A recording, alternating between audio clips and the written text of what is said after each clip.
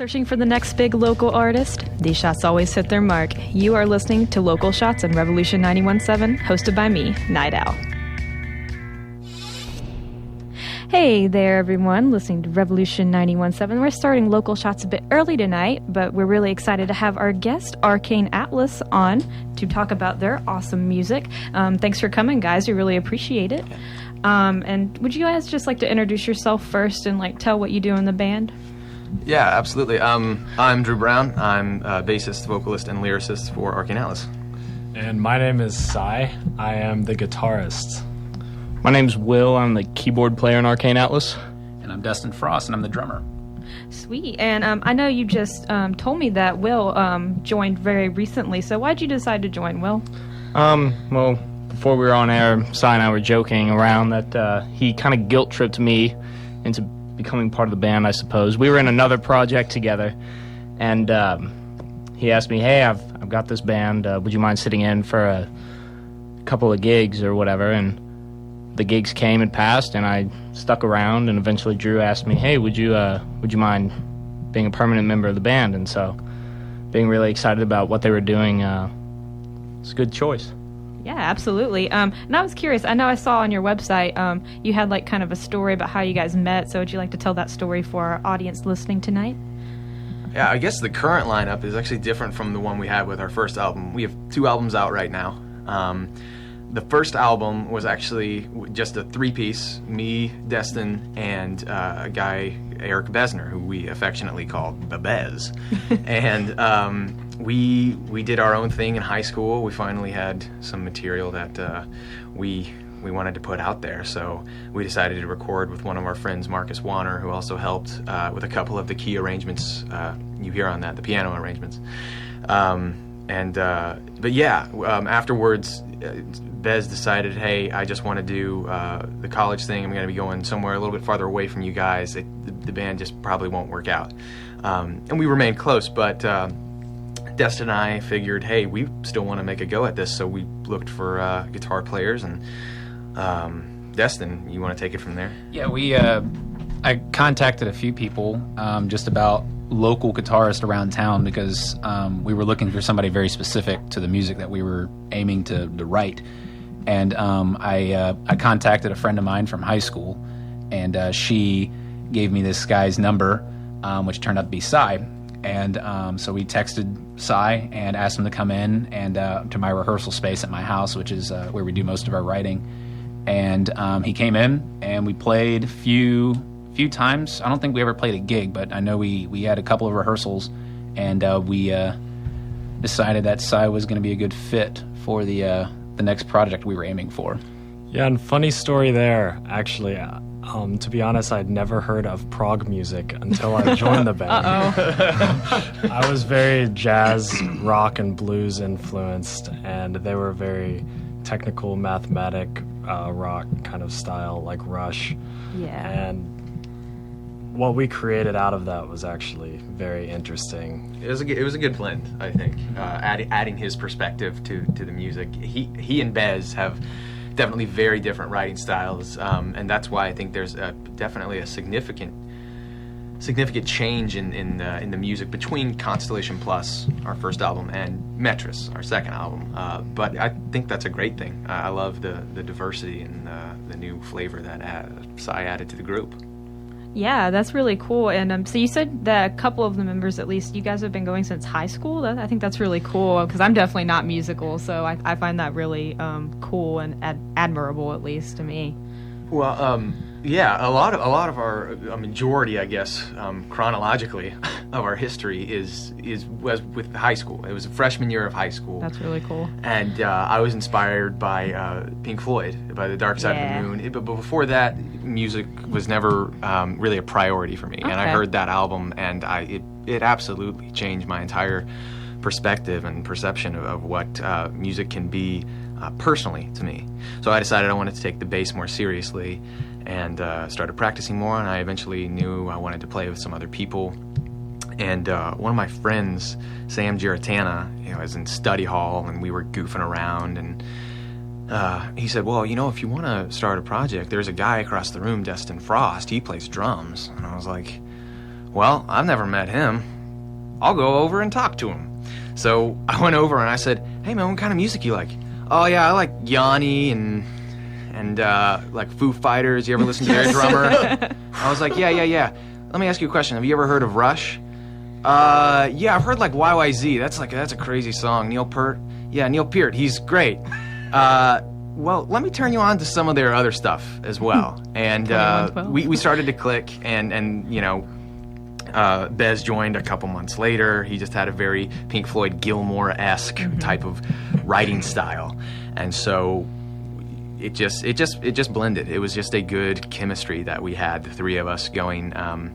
We were a cover band for probably a year or two. Oh, that's cool. What did you cover? Oh, we did The Doors, we did U2, we did the Beatles. Did a Rush medley. We did a Rush medley. We composed a... So, yeah, but that's the majority of the band, and like I said, it kind of picks up from where we previously mentioned. Cy came in after the release of our first album, so... Hey, that's really cool. And I know. So, would you guys call yourself prog rock for sure? I don't think I've ever had a prog rock band on the show. So, that's really interesting to me. I think that each member of this band can say what it is to them, because personally, it's, you know, when people ask what kind of genre, we're hugely influenced by a lot of progressive rock bands and everything. So I say, yeah, it's centered on a framework of progressive rock, and you could narrow it down to that. But honestly, when I listen to our music and compare it to the pioneers in the early 70s, late 60s, it's very different from them too. Yeah, so definitely. To me, it's not alternative rock really, but it's not exactly super similar to those early pioneers. It's got a modern edge to it, with a little bit, I feel like, at least with this album, a little bit more teeth, a little bit more grit. So, but we're not metal either. It's hard for me to put us in a box. It really absolutely. is. So, if anyone else wants to say what they think we're like.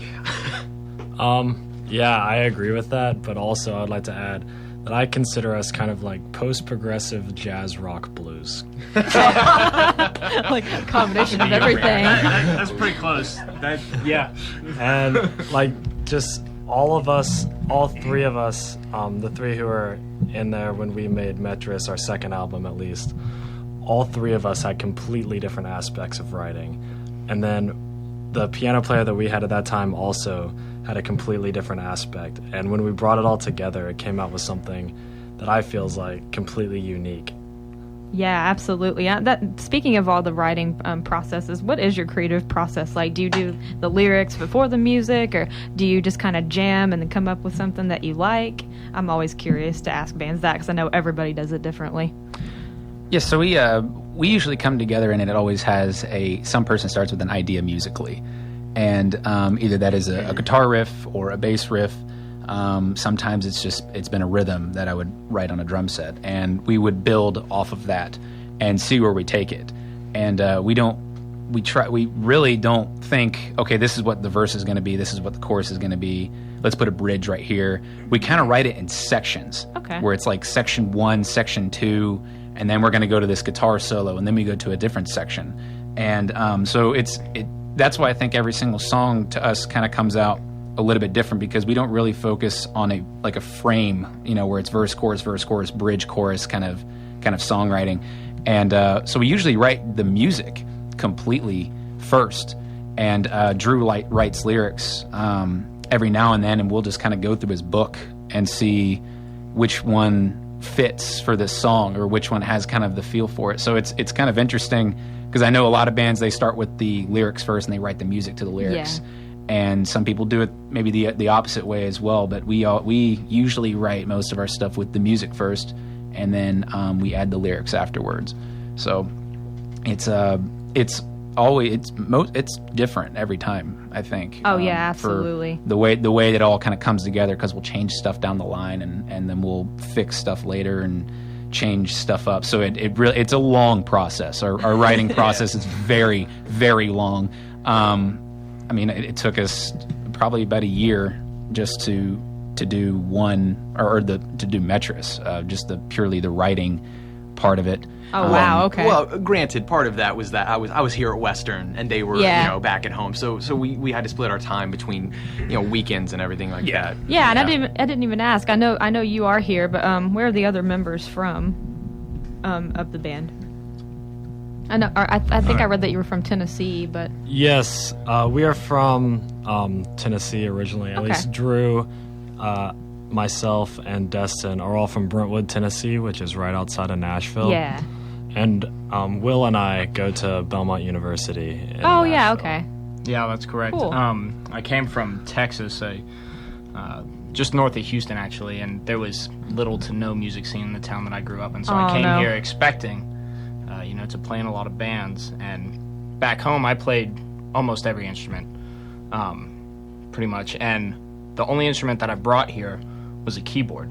That way, I had to force myself into playing keys in a band because it was what I was best at, but I didn't want to jump at the chance to play a different instrument in a different band. And clearly turned out pretty okay.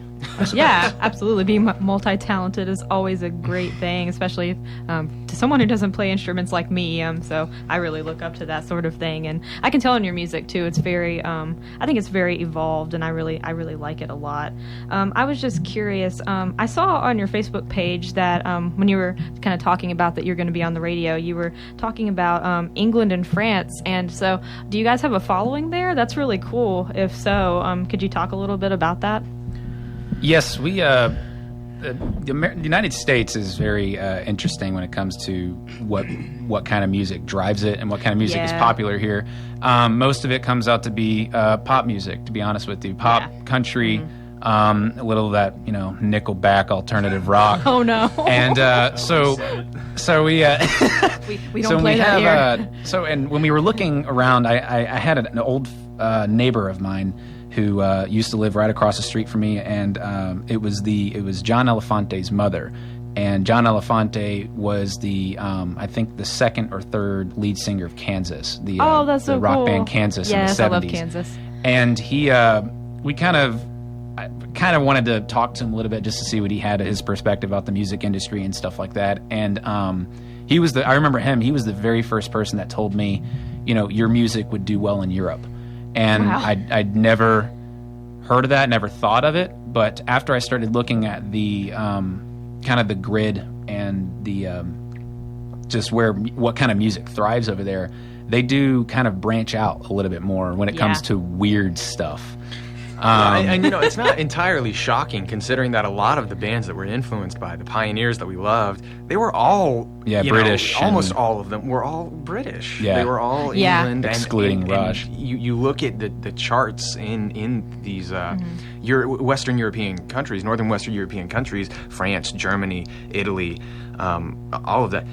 They all had "Wish You Were Here" was the top album, and in 1972, Selling England by the Pound by Genesis was, the top album. And there was all these kind of bands that, here are, only the music nerds kind of, understand, or these balding men in their 50s, and Most of our followers. over no offense to anyone who's listening, we all love you.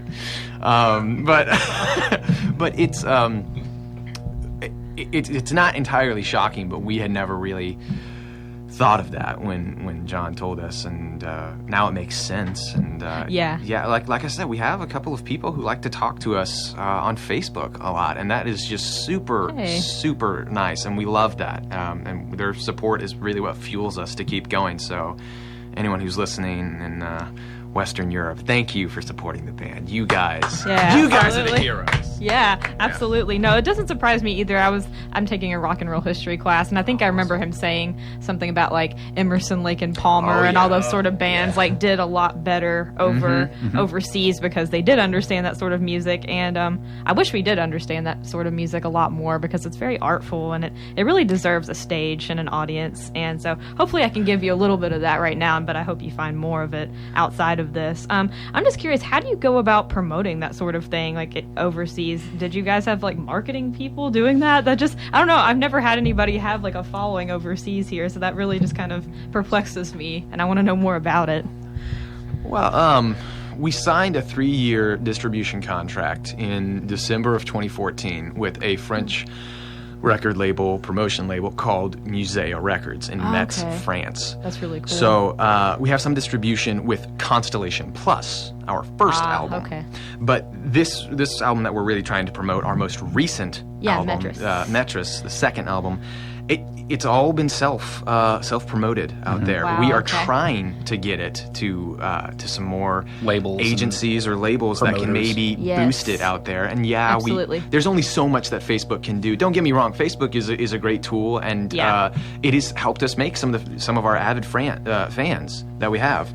Yeah, our fans have been a huge part in helping us spread that. Constellation absolutely. Plus, Absolutely. for sure.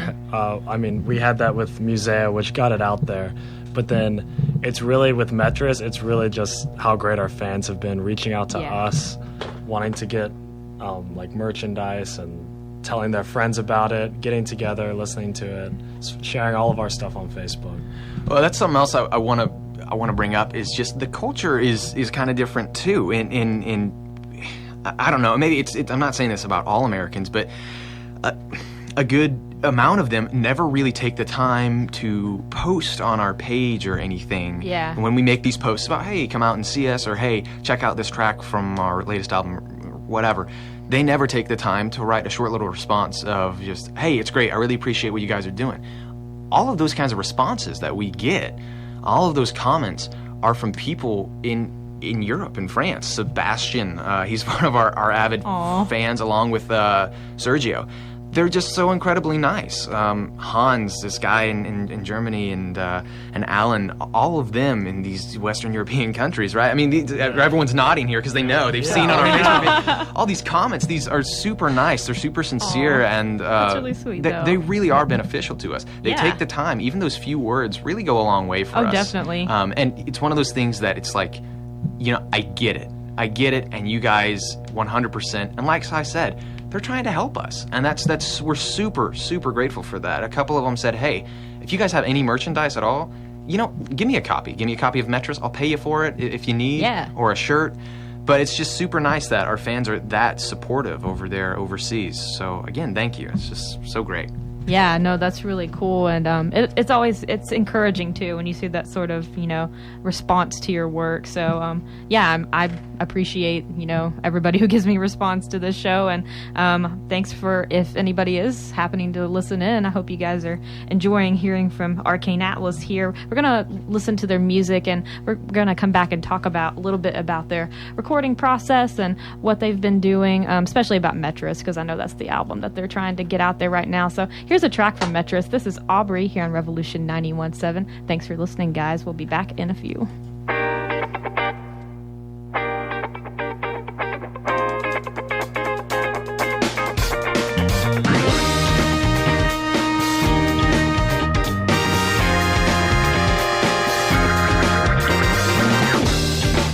You don't have to talk. Your eyes flood my heart and they wash away all of the dark. I like the sound of rain, but only your tender voice can remove each crevice of hair.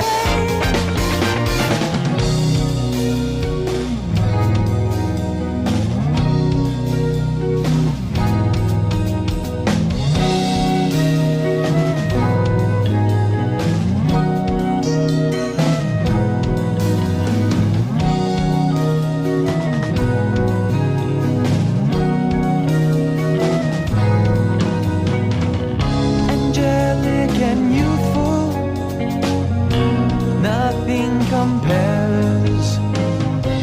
That's why I catch my breath and stare at you. Those luscious lips, so inviting, but the smile they form just inspire all kinds of marvelous writing.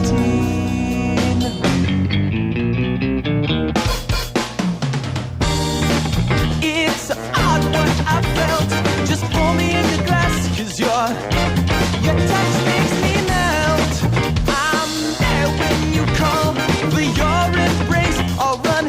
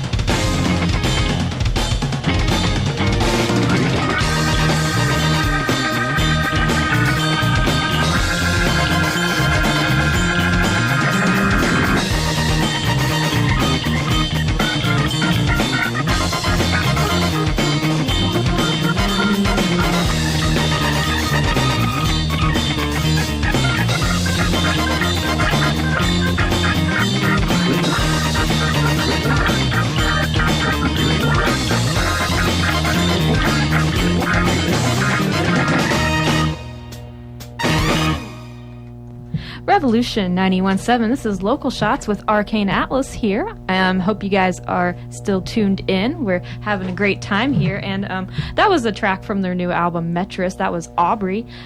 They were, before I get into that, you were listening to WWHR Revolution 91.7 and Bowling Green. Have you guys were wanting to talk about the inspiration for that track? You said it's kind of different from the other tracks on the album, which is true, but hey, it's still a really good song. So where did you get that inspiration to write this one?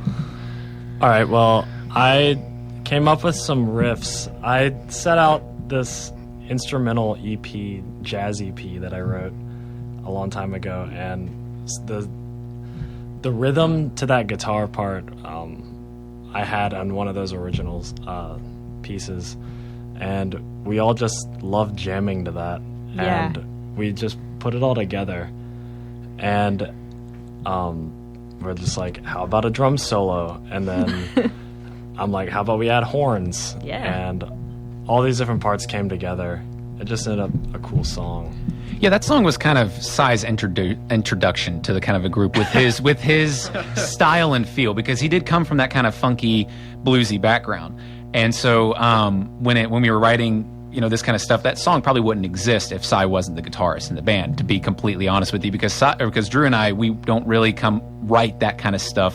Yeah. We like it. I mean, we love it. Yeah, we love it, but we wouldn't come up with that idea. That was all basically Sai. So, and all of the the other instruments in it as well, the flute and the horns, which were played by Jeffrey Wills, who did a phenomenal job with that. And the flute was Ann Richards, which was Marcus's mom, and she plays in the Nashville Symphony. So that's really cool. we added we got a whole lot of kind of cool Chicago kind of stuff going on in there, and Very influenced in that song. yeah, so it does really come out with kind of just Sai's his whole background. So that's kind of just most of the history behind that song. Well, I remember him saying, he was like, well, hey, I think it's awesome you guys are doing progressive rock. Like, I honestly do, and I'm totally down for that. But let's try to break, even our own mold, not just the mold of what we think is typical, let's do something that may be a little bit more palatable to, most people listening. And he said, a love song is generally what people gravitate towards.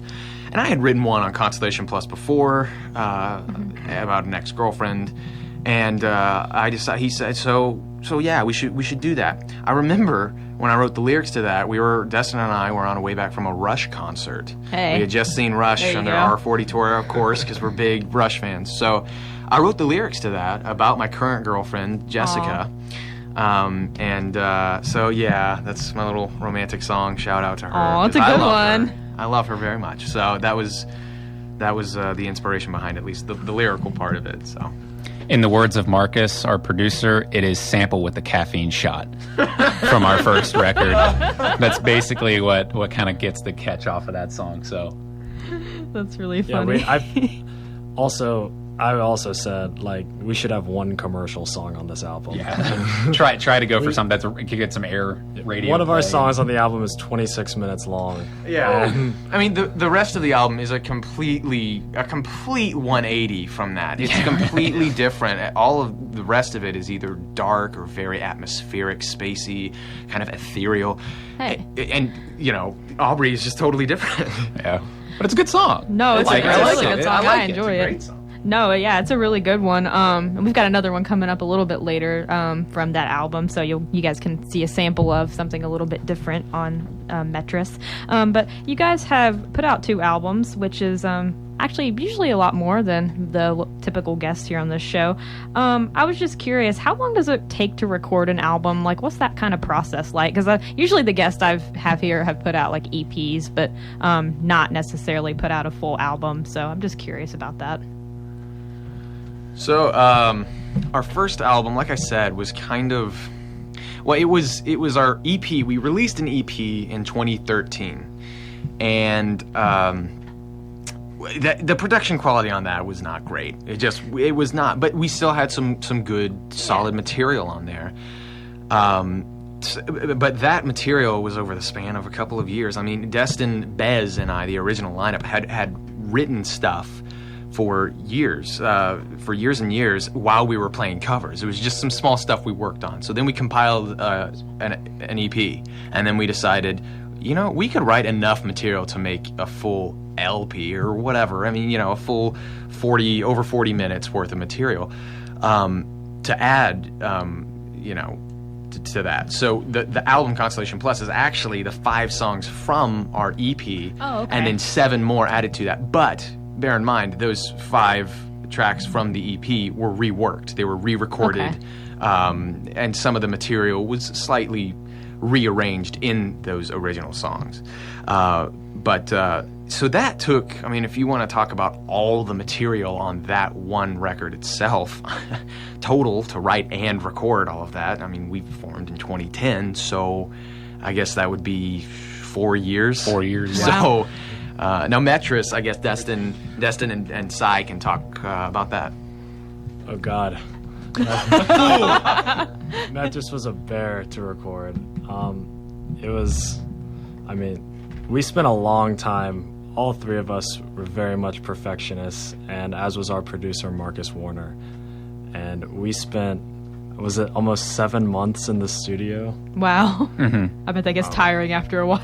Yeah, it was one of those things where it was kind of like our rehearsals, really. It was one of those things where Marcus was in school, and everyone was in school. Yeah. And so when we had on the weekends and had that time, we had to, find out what's everybody's schedule and then get those people to come in. And on Metris, there are a whole lot other guest musicians as well. So to get those people in, what do we had, a 15-person choir? Yeah. Yeah. So, that was, we had to get that in. We had to record that and write the sections. We had the flute, we had the saxophone, we had all the horns.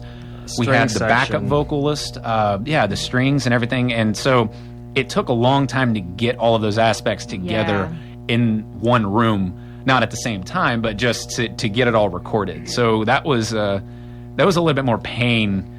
That was just a painstaking process to do that entire thing. Yeah, there was a big struggle between, do we need to get this done now, or should we just wait it out and try and make this the absolute perfect thing that we could? Yeah. I also just want to add in there that we actually finished completion of the writing of some of this stuff either like a week before we actually decided to record it, or in the actual studio itself. Because I had this whole vision of the story behind what this epic was going to be, but the actual music, not all of it was written out within, by the time we recorded. Not all of it was rehearsed and polished as it should have been. A lot of it was kind of impromptu. The choir, we were like, we want a choir here. Oh, but wait, who's going to arrange all of those parts? Oh my God. So Cy and Destin helped out a little bit with a friend who had helped them arrange some of that choir parts. But a large, big hand should go to Marcus. He and one of the main backup vocalists in a lot of our tracks, Aaron Okindo, they were pros, man. We had 15 people in here not really knowing what to do, right? They haven't even heard the music. We haven't heard the music. Yeah, they have not heard the music. We know you guys want us to sing on here. What do you want us to sing? And so Marcus was like, okay, give me a few seconds. Talk amongst yourselves in the studio. And he went over to the piano and he was like, okay, that's the third above that, and we'll do, no, I don't like the minor fifth there. Okay, 2 seconds, and he writes it down, and he's like, okay, can everybody sing this? And he'll sing the melody really quick, and they all do. And he's like, okay, now sopranos, I want you to sing that. And he did that all on the spot. So in one day. Big hand to him. One day, yeah. And Jake Cannon, who came in as the guest piano keyboard player. A lot of that stuff he rehearsed, and some of that stuff he composed the week before. We were like, the organ solo. The organ solo, in Metris. Metris. It was, well, okay, Metris we need someone to kind of give us this feel. Can you do that for us? And he obliged. He absolutely did. He said, yeah, I can do it. So yeah. A lot of help from everyone. So we did the core writing. I don't want to say that we didn't write this, but a lot of the credit should also go to the people who helped make this album what it is today. So yeah, no, I totally get that, and it's impressive that you were able to balance it with school and with everything else going on in your lives, and to put out such a great product that's unique and representative of everyone's efforts, everyone's collaboration, and I think that's just really cool. And you told me that you think Metris is a bit different than your first album, Constellation Plus. Do you think it's shown how you've evolved as artist, or did you just want to take a different direction in this album? I think it does. We had the idea for Metris, and honestly, what makes it different from our first record is new members. for one, because we have a new guitarist, so every guitarist is different, and so Sai's writing is different than Bez's. So it was kind of, bringing all that together. But then also we just on Constellation Plus, I mean, the core, all of it, everything that was played on there was played by Drew, Bez, and I, and Marcus. And I don't think there were any other musicians that were playing on that record besides us four. And Erin. Erin was she sang backup vocals on the tracks.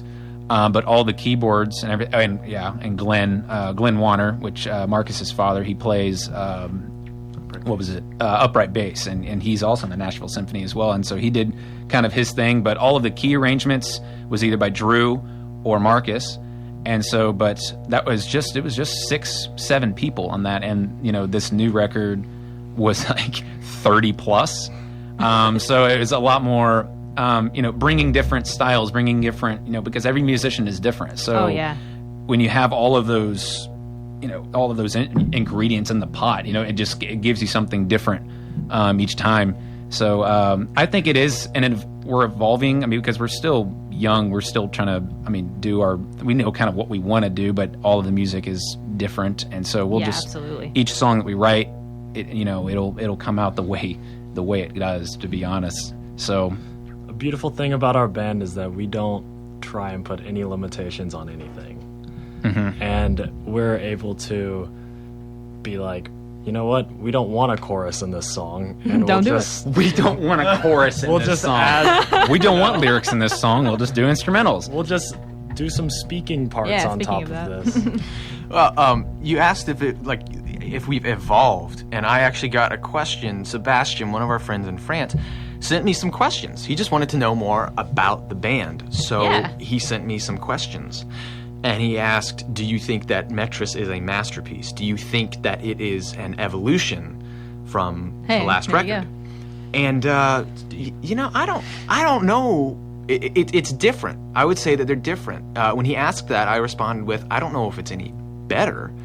And he's not the only one. Like you said, I've heard some other people say, do you feel like you've evolved? And I personally, honestly, in all honesty, my favorite track that we have written is still on Constellation Plus. It's a 10-minute piece called Estuary, and I love our new work to death. I think we produced something great, but I still think there are some gems on Constellation Plus. So I don't know if I would say that it's an evolution. It's different. I mean, it's a different flavor. It's a different perspective to the band. So that's the beauty about listening to us, is that you can listen to the first album and it's completely different, and it's so diverse, both of them are, and you can really just, whatever you're looking for, it's on. Definitely, yeah. You got it.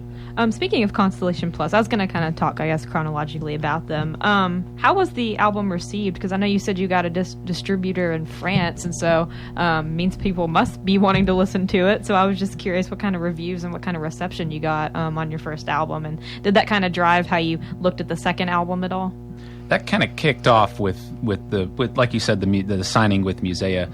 And they were a distribution company, but they also helped us send out our stuff to European reviewers. And so before you know it, a couple months later, after we signed this contract with them, we started getting album reviews from sites in the Netherlands and the UK, magazines in Italy, and I mean, we had no idea that was coming. So when we saw these reviews, some of them, I think we got fairly good reviews on them. We got a 3.5 out of 5 stars, or an 84 out of 100 for the first record. For a debut album, for a bunch of kids in high school who self-produced this, I mean, we were very pleased with that. Yeah. Oh yeah. It was received rather well, and like you said, with maybe you didn't say, but Metris has gotten some positive reviews as well. Yeah. And people on there have said, they definitely have a different sound. It's great. And it's awesome. Yeah, a lot of the acclaim goes to Sai. A lot of them say, hey, this new guitar player, he's great. And there are different elements between Bez and Sai, but Sai adds a very pleasing element to the band. So that's very sweet. Oh, gosh. Overall, I think the reviews have been okay. I mean, they haven't been, above and beyond, but they've been I mean, we're still good for our starting. I mean, taste. we're still starting. Yeah, we know we're still young, and we Yeah, know we have a lot exactly. to learn, and we're very much aware of that. But I mean, that's what makes it exciting. You know, the opportunity and the potential that Yeah. we have to grow as a band. No, absolutely. And I think it's just cool in general that people are looking at your work and, maybe analyzing it and, taking it in and responding to it. So I think that's really cool. I was curious, I know you mentioned that you liked Estuary off of Constellation Plus. Are there any songs on both of the albums, for that matter, that you're particularly attached to that maybe you, I don't know, maybe you had a special hand in, it kind of is just closer to your heart? I know I have poems like that since I write, so I'm just curious if musicians work the same way. Sorry, I guess I'm gonna take the reins on this one.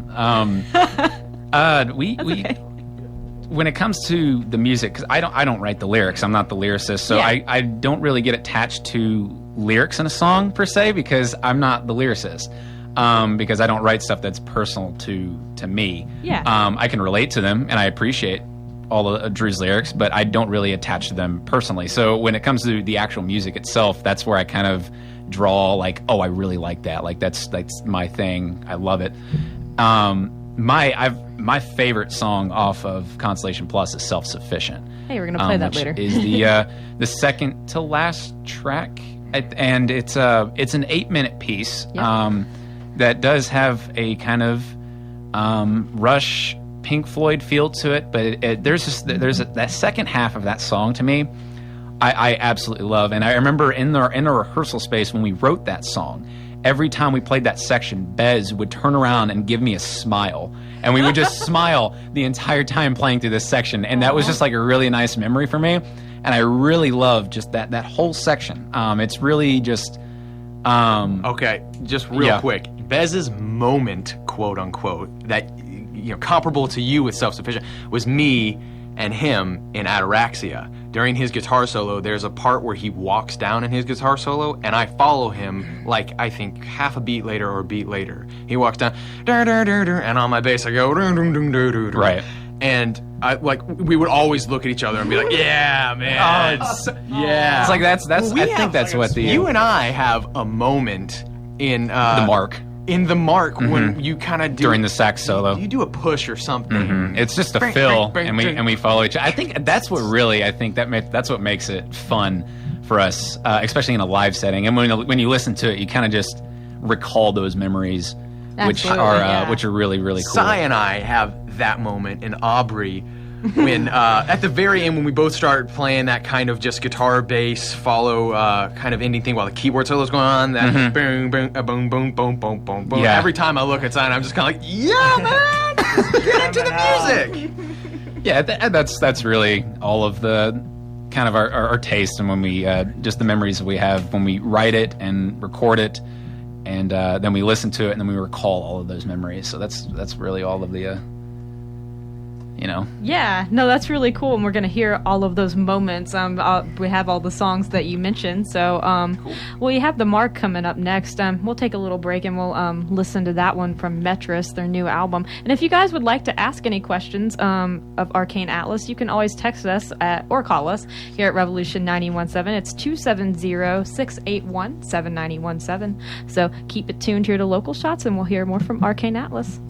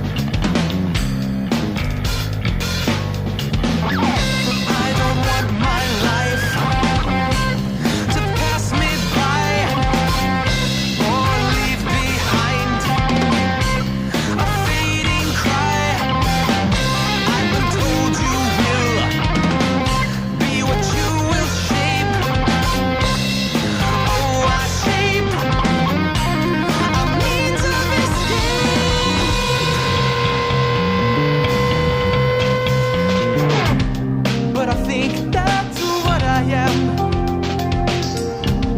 Just a man without a plan.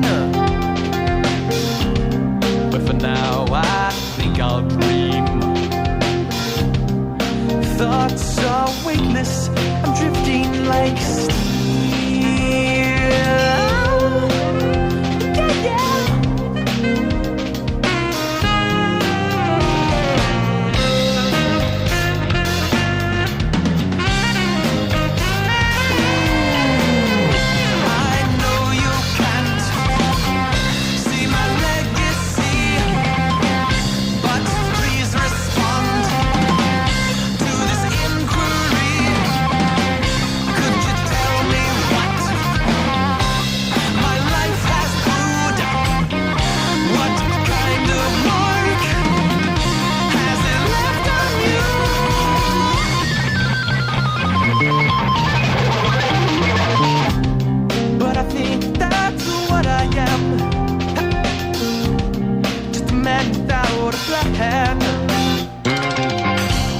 Swimming towards an endless shore, anxious for a life of so much, so much, so much more. Yeah, yeah, yeah.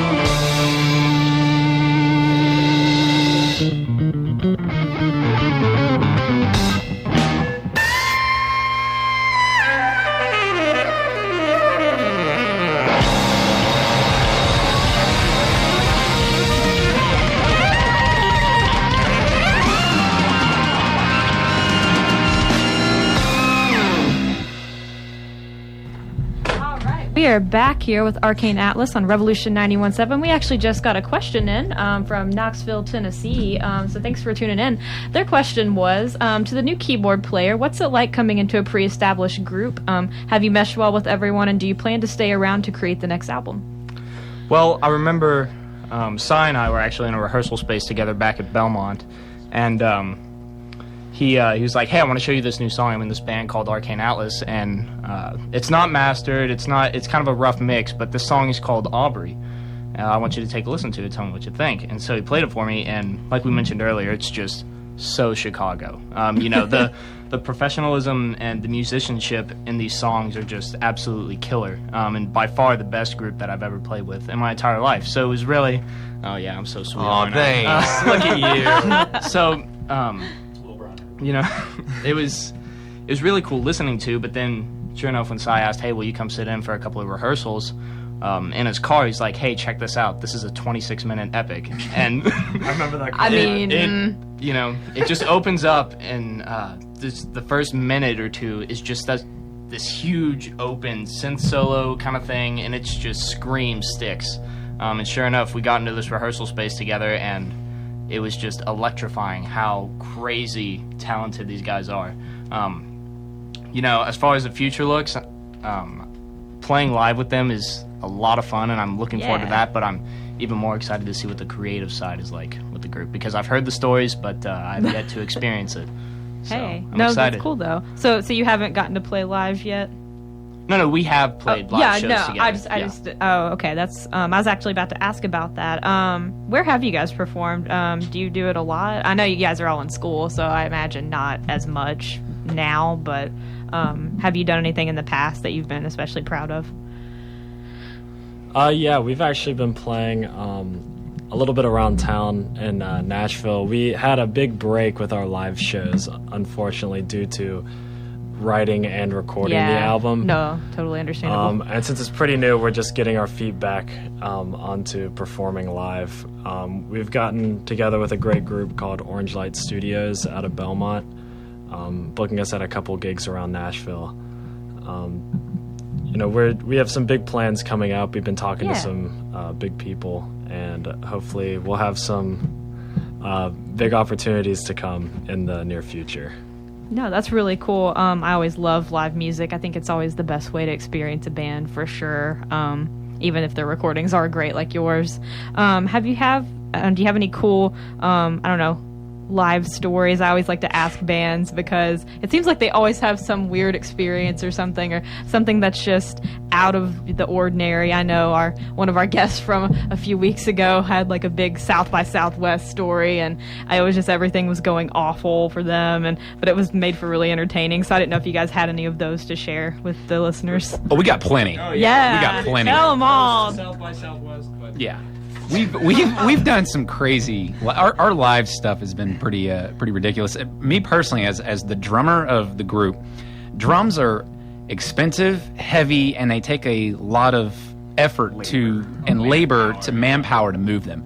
My drum set is, respectfully larger than most drummers, but it's also not very mobile as well. So when it comes to playing these live shows, we usually have to use a house set, which is just that's just you never know what to expect. Never. And I mean it's like you're walking in and wondering, am I going to have a snare drum tonight? It's one of those things where you don't know what to expect. And I mean, I've had several occasions where we were playing I'm taking pieces from like 4 or 5 different random drum sets that aren't tuned, that are different size, that don't have bottom heads to them. I mean, it's ridiculous stuff.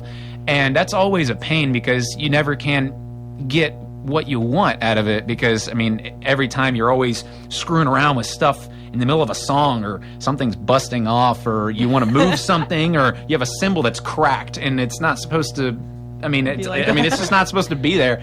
So it's, we've had plenty of interesting stories with drums alone. As well as some venues, and I know Drew wants to talk about that one venue we played at. A venue, and I guess I won't mention them because I don't like to badmouth personally, but it was a gig in Murfreesboro, Tennessee, and it was with the original lineup of me, Bez, and Destin, and it was they advertised it as like this kind of coffee bar or something like that. Yeah, it was like and it had plenty of space. Come out and see us. I will say this too, every starting band has to play these kind of sketchy places. Every starting band has to play the local places that is not, Red Rocks or, Coachella or any of these big venues or festivals. Every band has to make those sacrifices. Yeah, they have a charm to them though sometimes. Especially the ones here. Sometimes, no. The ones here are absolutely great, so. Right. Well, we have yet to perform here and we would love to. Oh, yeah, you need to. But we play this place in Murfreesboro, Tennessee, and they advertise it as a coffee bar. We walk in, and it's also like this kind of very dimly lit hookah bar. And all these really Windows cool- blacked out. Windows blacked out. No stage. What, just no we're stage setting up on the whatsoever. ground. Oh my Setting up God. right by the, I believe, the front entrance door, yeah. of it, directly to the front entrance. So, and like everyone's real cool there, man. And we played it, and we played our Rush medley at the end. We only had a couple of songs actually. That was when written the at that EP was time. out. Yeah, we had recently released the EP, so a couple of originals, and we played our 9-minute Rush medley because we Yeah. were super influenced. And afterwards, the guy who ran the place said, "Hey, I want to talk to you guys outside." And we were like, "Okay, if anything goes wrong, there's 3 of us and 1 of him. We're okay, right?" Oh, no. So he's like, "Guys, I just want to let you know, we're more of this kind of like punk type of feel. So, like, the people in there, they were digging what you were doing with that Rush medley, man. But your other stuff, which was our original material, mind you, your other stuff, I don't know, man. If you get more punk, more aggressive, maybe we'll talk again." And we were like, "It was great doing business with you two." So, Oh boy. It was interesting. well, I also real pretty quick rough. want to bring up more of a sentimental moment for Yeah. me. It was really inspiring. We played something in Brentwood. The Brentwood United Methodist Church hosts something called Rock the Chains, where the money they raise from this gig, it goes all towards trying to end the crisis that is childhood slavery, that is still prevalent along all across Yeah. the globe. And it was a great event, and we're always humbled when we hear that message. But more about our own personal music. After we played, they have a little competition. We didn't place at all. And we had several people come up say, "Oh man, you should have won. I really dug your stuff." Oh yeah. And that was fine. It was, we take it as it comes. That's It fine. was raising money. It was exactly. It wasn't about us. It was about the event. But what was really inspiring was, I think it was a dad of one of the kids who was playing in another band there. He came up to me afterwards, and he points at me very slowly, and he just says, "I just want to let you know, I get it. I get what you guys are doing, and I like it. I really like it." cool. And that really Aw. I always think back to that, and Absolutely. yeah. Yeah, no, that gets you through, all the hard moments, and, all maybe sometimes, I guess, tedious studio work. I know I've heard other bands talk about how it's kind of tedious to always have to redo things, but I don't know, it always is nice to know people appreciate your work, and definitely for me, since I'm a writer too. I was just curious, have you guys been much outside Tennessee, or do you mostly stick close to home right now? Currently, yes. Okay. In the future, no. Yeah, of we course. we are. The dream. Honestly, I mean that's part of the dream, I suppose. But we busting out. we really want to head over to. We really want to go to Europe. We really do. Yeah, no, totally. It would be an absolute dream to do that because we know from the reception that we've got from there that they like it a little bit more than here. With all respect to that, so it was. That's kind of our ultimate. Not really ultimate goal, but it's definitely one of our goals to be able to play shows there. Yeah. In that'd be cool. UK, we get a lot of people from the Netherlands as well, and so that would be a really great honor to do something like that. But the problem with that is, of course, the funding. Of course, yeah. How to get there, who's going to help you get there, because we can't do it ourselves. And Plus, we don't know many venues crowdfunding. out there. yeah, I don't know. exactly. So, Buy their album. Do something to help Yeah. them get to Europe. Please. No, seriously. Buy the album. Please buy the album. Starting a GoFundMe. Yeah, sorry, GoFundMe. No, but that would be really cool, and I'm sure your fans would love to see you, since I guess they probably haven't ever seen you live. So yeah, they've listened to the Well, music. They can finally listen to the band. They say that all the time. They say, "Please play here," and We're just like, we can't. We'd love to. We can't, but we'd love to. Love to. Yeah, a big shout out to all of our people who just live in our dorms who run these places. Like Paris Gwynn, for example. He, Love that guy. Yeah. Yes. Thanks for texting in, by the way. I got your text, and they very much appreciated it. So thanks for tuning in and Probably the listening. biggest Arcane Atlas fan that I know. Aw. Paris. he's done a pretty good. fantastic job in finding us some local gigs to play. Yeah. And I don't know, it's just like fans and friends and going around and talking to people. Yeah. Yeah, no, that's really cool. And thanks for everybody tuning in and asking questions. I know they appreciate it. And if you guys have any more, you can always text us at 270-681-7917. We're always here, and we're happy to answer all your cool questions. We'll take another break, I guess, and we'll listen to, this is a track from your first album. This is Static Perception off of Constellation Plus. We'll be back, so don't fret. We still have a lot more time with Arcane Atlas. And thanks for tuning in, you guys. This is Revolution 91.7.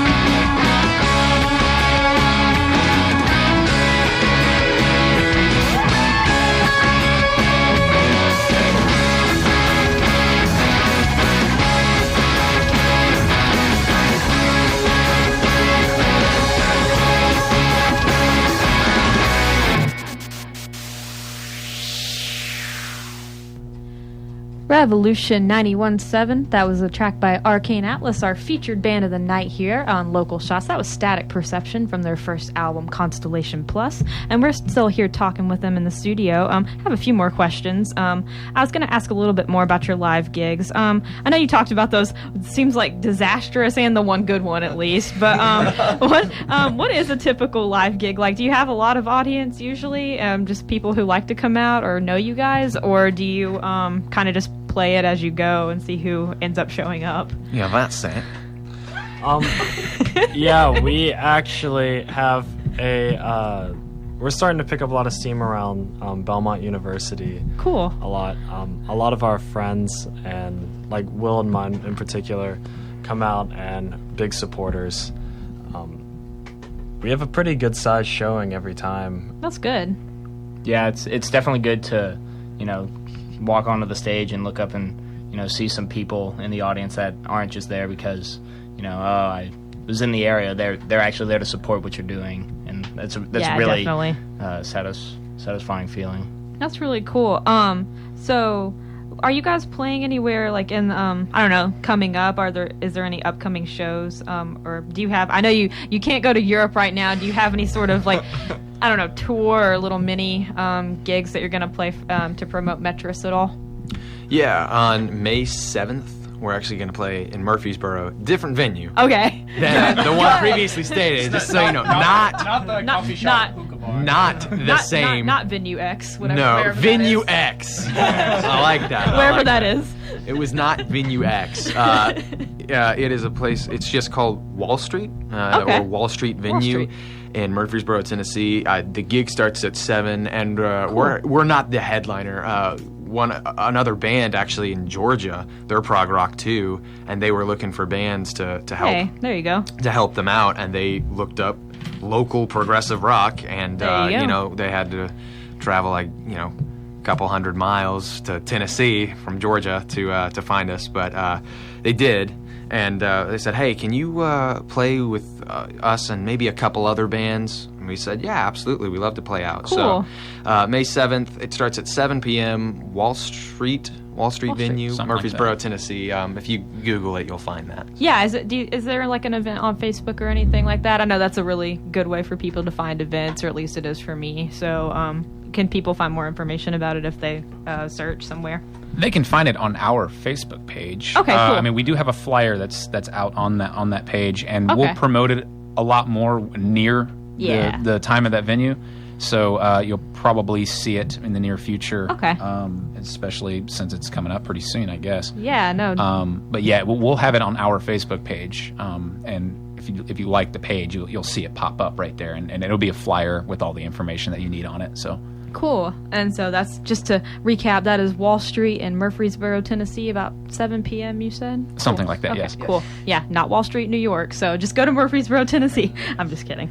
But we actually just had somebody text in. Speaking of Georgia, you were talking about that.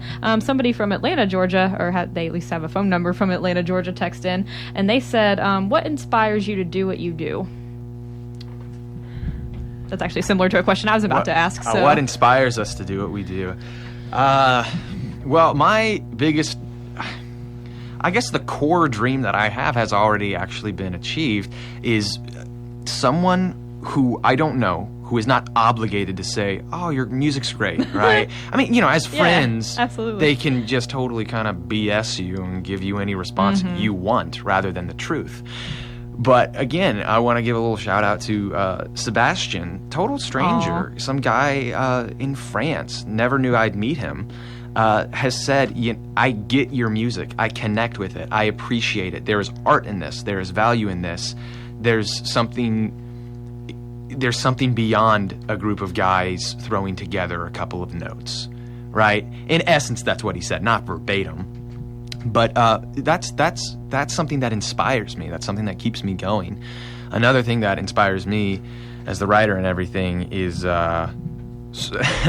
sorry, some of our international fans are writing to us. I apologize. Oh, no, that's fine. If they have anything to say, I But guess I'm inspired by, like I said, the music I listen to, the pioneers of the past, the progressive rock geniuses. That's what fuels me, is that kind of artistic beauty, and knowing again, kind of circling back to the Dark Side of the Moon, knowing that Yeah. a piece of music, I like to think, real art is not created, it is discovered, right? That album to me is in itself something completely detached from anything that we can really comprehend as trying to create. It's something in and of itself, and Pink Floyd didn't create that. They found that. It is external from us. So I know it sounds super hippie, but No, to me, it's awesome.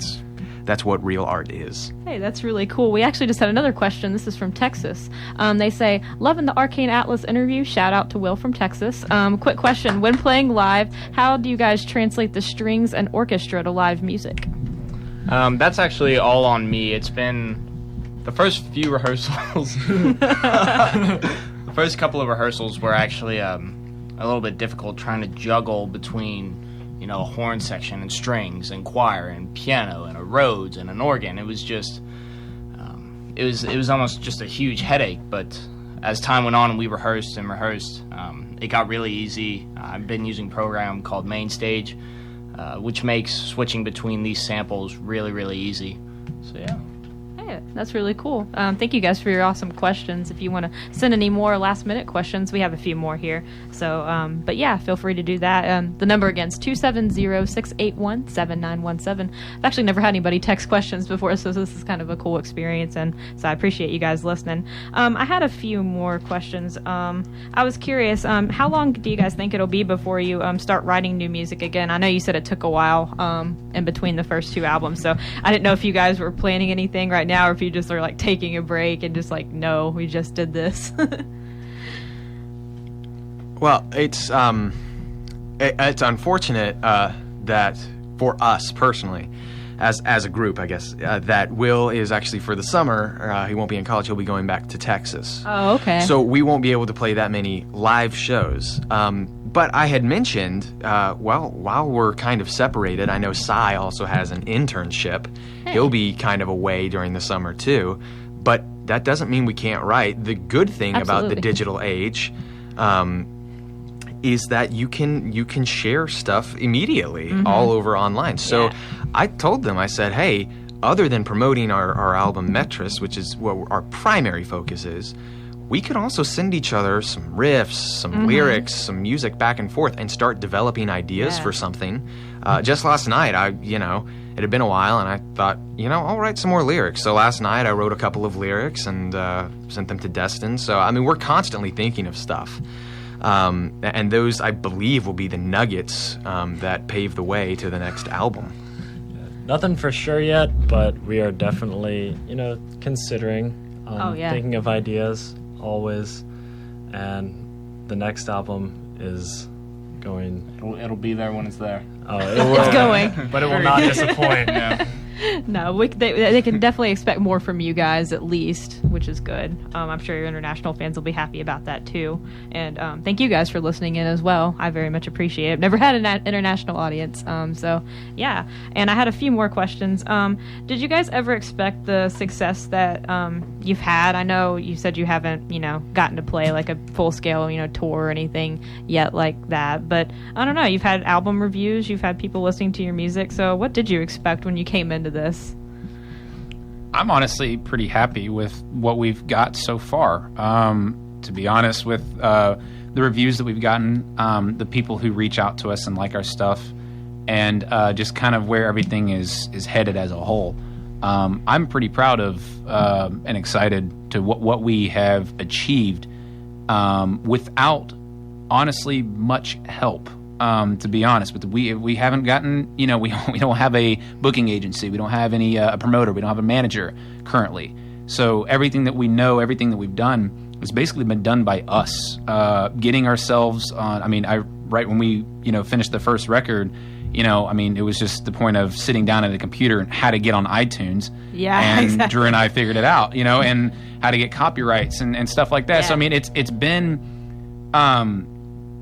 good to see that we could do so much without having all of these other people that we need to rely on. Yeah. But there's only so much you can do by yourself, which is kind of where we're at now. To be honest with you, we have the material, we have in the lineup, and we just need to we need somebody to help us out with kind of going to a greater scale of people and fans and gigs and stuff like that. So, but for right now, currently, what we've done in the past, I'm very proud of what we've achieved. No, absolutely. You guys should be proud of it. It sounds great. It sounds, I mean, it is professionally produced, of course, but I don't know. It's just, it sounds really nice is what I'm trying to say. I'm not being very articulate. We actually just had another question. It's kind of what I already asked. They were wondering what the future was for you guys, and they're wanting to know if you've already started working on an album and when are you releasing their next single. They're already anticipating that. That was from Auburn, Washington. So. Nothing is set in stone as of now. We would love to. I mean, we love new material. Like I said, I'm constantly thinking of ideas and riffs, and I know Destin does too. He'll always send the rest of the group, "Hey, I've got this new drum beat. Can someone put something to this?" But I'm saying a lot without really saying anything. There is nothing concrete yet. That's okay. We really hope to. Yeah, definitely. Well, we will. We will Good. definitely release some new material. There's just no timestamp on it. Well, never fear, fans. You'll get to hear more. But you also have 2 great albums right now you can listen to. I'll ask a few more. And thank you guys again for all your awesome questions. You've added a lot to what I already asked. I was curious. This is one I know that somebody said they weren't ready to answer, but what does music mean to you? I've never asked that question before, but I just kind of want to know. I'm always curious what the answer is to that. Who wants to take the reins on that? All right, I'll start off with that. Okay. What does music mean to me? I'm not really sure. Something beautiful about our music is that we get to just do what we love. And what's the most beautiful thing about our genre and what we're trying to do is that we just get to make what we love. And luckily, other people like it too. And we are just... honestly, if we don't make something that we don't truly care about, then it doesn't come out in our music. And we genuinely care about every note that we play, and every practice, every rehearsal, everything we've ever done is literally just 3 or 4 guys having a good time doing what we love to do. And it's about those like small intimate connections of maybe like a stop here and making eye contact with another member, or seeing someone in the crowd singing the lyrics to a song that you wrote. And it's really just the beauty of creation that we're able to connect with other people through that. Yeah, kind of springboarding off of what Sai said, one of the best parts about this genre, if you even want to call it that, is that we're not trying to fit into a mold. No one has told us, you're supposed to sound like this or you're supposed to play like that. It's just we're doing what we feel sounds best to us. We're not trying to satisfy any record label or anything. The best part about not having a manager, there's I'd say only really one good thing about not being signed, and that's you're not under major pressure to fit into some mold or be a part of a system that's all about commercial success. You're very open to your interpretation and what you believe. So that's one of the best parts, I believe. Music, to me, I've said before, if you can describe what you like about it, you don't like it enough. And that sounds that sounds kind of pretentious, but in a way, there is something that I think anyone who truly understands, who truly appreciates music at its core, they know that it's ineffable, that it's something that is, you can't put a word on it. There is no thought that really does it justice. It's a feeling. It is an absolute feeling that I think relates to all of humanity. I have yet to meet someone who doesn't appreciate at least one song in any genre, country, pop, jazz, that's whatever. True. There's something that touches them at the core. To me, it is a fundamental part of human nature. It just is, even if it's only one melody. No, that's completely true, and I like what you said. I don't think that sounds like pretentious or anything like that at all. I think it sounds very intelligent and philosophical. So I really like that. Had a little bit more. What do you hope to do with your music? Do you want it to affect people in any way? Are there like messages you're trying to get across? I always like to ask just to see what bands say about it, because I know everybody's sort of different. Besides making money, well, that's a part of it. I think that we do want to affect I guess I can't speak for everyone here, but when we want to affect people with our music is kind of just the way you feel when you listen to it, or as well as just musicians as well. And this is another thing when I kind of draw back to like progressive rock, and just that whole genre in itself. When you listen to it, you can you hear it, and then you have to go back and you listen to it again. You'll hear something different. Yeah. And then you listen to it again, and then you'll listen and you'll hear, oh, what was that? Like, that's super cool. And honestly, I can't really say this with 100% certainty, but it's kind of like musicians' music in a way, where it's like the people who play it, the people who play music as well, also kind of connect with that, like, oh, whoa, he did something weird right there, or like that fill that he did was like really, really cool, and it's kind of, it's creativity within the music. And so when you kind of, that's honestly kind of what inspired me. What inspired me to be a professional drummer was the drummer of Rush, Neil Peart. And that's kind of what pushed me to, want to do this as a living, because it just, the way he approached certain things in a song was mind-blowing to me, how, he could write something kind of like that. And that creativity made me want to be more creative. And so that's kind of how I would like to affect somebody with our music, is be like, whoa, they're doing something kind of like that. I kind of want to have that sound. I kind of want to sound like that in a way. And so that's kind of my goal with that, with how I affect people with not just like my personal drumming, but with the music itself from Arcane Atlas. So as Rush elitists, I am bound by the core of my honor to let everybody know that it is pronounced Neil Peart. Destin knows that. Oh, no. We all know. I'm sorry. I know a lot of people are going to say, shut up, man. But I just have so many people who so many avid fans I know, like, who really know the music. They're not posers. They still pronounce it Peart. And I'm sorry, I just wanted to say it is Neil. Third time we've heard this tonight. It's Neil Peart. Neil Peart. great. For the love of God. Get it, you like Rush, man. Yeah, we get it, man. He's wearing a Rush t-shirt, by the way, right now. We have other influences Nerd. as well. Just saying, if you really enjoy the music, pronounce the guy's name right. He's earned it. No, that's I don't okay. know about that. I think Will. I think Rush would appreciate the shout out anyways. Classic, of course. We had another question. This is from our friend in Atlanta again. They were asking, will merchandise be something that we as a fan base will be able to get in the future? And they asked if there is a possibility of a website that you guys are setting up. And I know that you already have one. I think it's arcaneatlas.com, right? That's correct. Yeah, Yes. I was visiting that a little while ago. But yeah, what about the merchandise? I know people can get your music, but is there anything else in the works for later on? Yes, if you can contact us, we do have merchandise.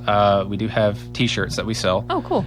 And CDs, of course. And so that's currently what we have right now. And you can contact us if you want merchandise through either our email, or which is embedded into our website, or through our Facebook page. Okay. Those are probably the two best ways to do that. Of course, you can contact us through Twitter as well, at Arcane Atlas.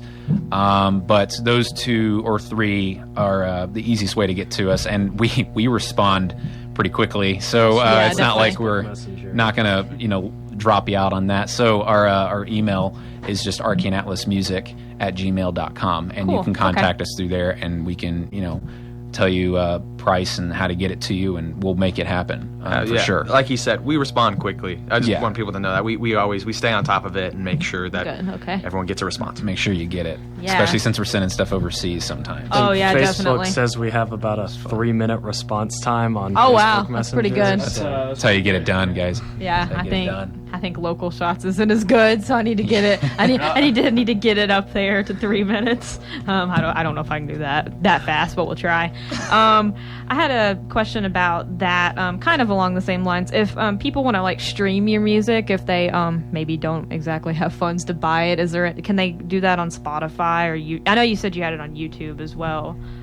So can people actually listen to it just online if they'd like to? You can, yes. cool. And you can, we are all over Apple Music. Both of our records are there. Cool. Apple Music, Spotify, Amazon, Google Play, iTunes, Tidal. Oh, Tidal, there you go. Anything you can think of that's digital age music, streaming or buying services. Yeah, I was about to say we prefer if you buy a copy. It Oh, helps us absolutely. out. But, you I mean, know, Yeah, we're not totally. allowed to say So, price, but it's all there. If you search us, you'll see us, and you'll be able to listen to it, and then buy it. So yeah, you can view it from there Donate. as well. So Totally. No. And you have social media as well. I know you already kind of threw those out there, but would you like to just say them again, just so people can make sure they go follow them if they're interested? sure. Yeah. So on Facebook, we are just if you search Arcane Atlas. You'll be able to find us even if you just go into a Google search bar Yeah, and I know, type in it's Arcane easy. Atlas. Just so people we're know, there. because I don't know, I've had some people come up to me when I introduced, they aren't sure like how to spell that or something. I'm sorry. I mean, I know, but it's something I get asked pretty frequently. Actually, it's Arcane, Arcane, and then the word Atlas, Atlas, just to make sure. No, Yes. no, that's totally fine. Yeah. And then you said at Arcane Atlas is your Twitter. Yes, and you So can also definitely. find us. We're on Instagram as well. Oh, cool. Okay. At Arcane Atlas, Yeah. Twitter, Step up my game on Instagram, Instagram. Facebook, our website, of course. So that's ArcaneAtlas.com. Yes. Sweet. So Yeah, so do you guys have anything else you'd like to talk about before we go?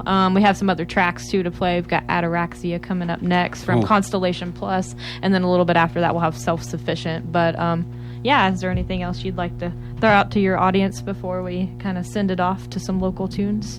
I guess I just want to say thank you to all of our fans again, and anyone new who's listening, please like our Facebook page. We'd love to Yeah. get to know you. Like I say, we always respond. So if you ever want to talk to us through the group chat or whatever on Facebook or email, we're always open. And again, thank you, Katy, for having us Aw, here thank you. on Thank you very much. Appreciate 91.7. it. So, Oh, yeah, they're we giving me a round appreciate of it. applause. Wait a minute. No, I appreciate it. No, But, thank you guys for coming. Thanks to all the fans who listened, and I think we're gonna try to get this up for some other people. Yeah, later I'll do on my to best, stream if if they want to hear some more. So Yeah, totally. No, I'll do my best. I've never actually tried to extract it, but I think I have something that can do that, so people will be able to listen to it if they weren't able to tune in. I know it's kind of a late time slot. This is just our specialty show slot. Sure, no problem. So, yeah, thank you guys for tuning in. We're going to send it off with some more Arcane Atlas tracks, and then we'll go into some other local tunes around here. Special shout out to my friends who were on a little bit a while ago, Feltod Mavis and the Joyful Sound playing at Tidballs tonight, so you should go check them out if you were in the area. Thank you guys so much for listening. This is Revolution 91.7 and Local Shots.